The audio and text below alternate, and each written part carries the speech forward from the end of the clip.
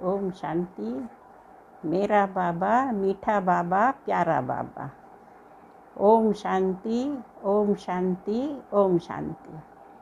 ओम शांति 3 बार कहने का क्या मतलब हुआ? हमने 3 बार ओम शांति क्यों बोला? क्योंकि इसमें 3 बार बाबा की याद आ जाती है।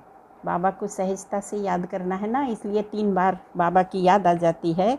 तो पहला ओम शांति का मतलब है मैं आत्मा शांत स्वरूप हूँ, मेरा स्वधर्म शांति है, इसलिए मैं आत्मा शांत स्वरूप हूँ।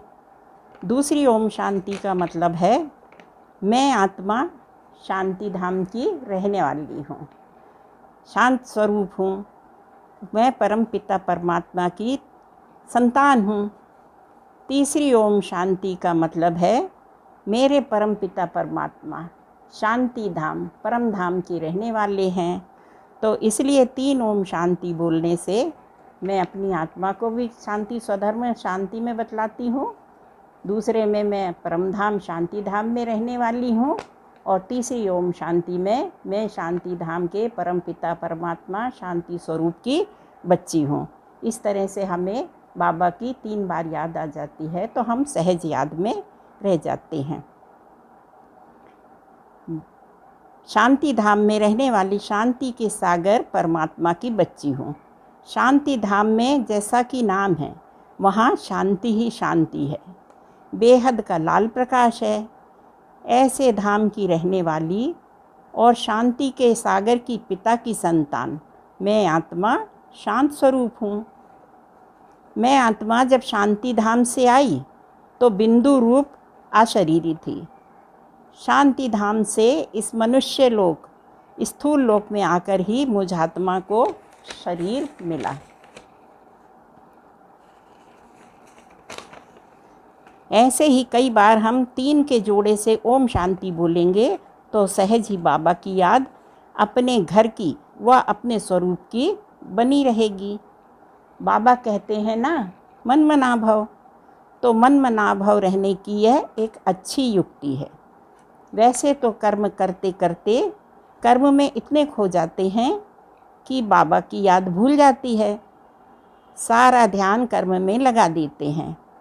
इसलिए बाबा कहते हैं मन मना भव, हाथ से कर्म करो तथा मन से बाबा को याद करो।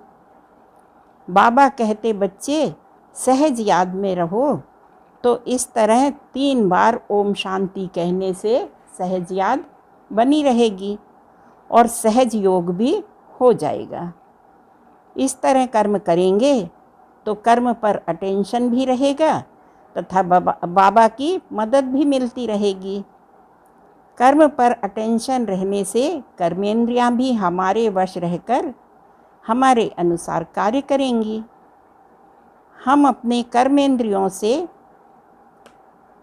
श्रीमत के अनुसार कार्य करेंगे तो सहज ही कर्मेंद्रिय जीत बन सकेंगे। कर्मेंद्रियों पर जीत पाने से हम स्वयं के राज्य अधिकारी बन सकेंगे। इस तरह की याद को सहज योग भी कह सकते हैं।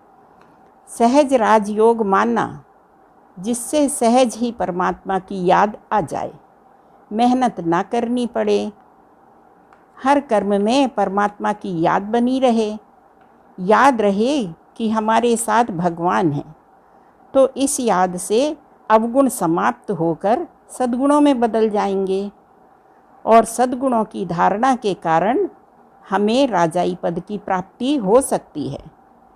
इसी राज को सहज राजयोग कहते हैं। इसमें कोई कठिनाई है क्या?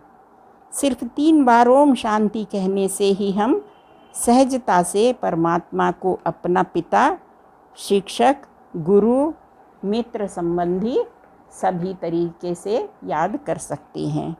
अच्छा, ओम शांति, ओम शांति, ओम शांति।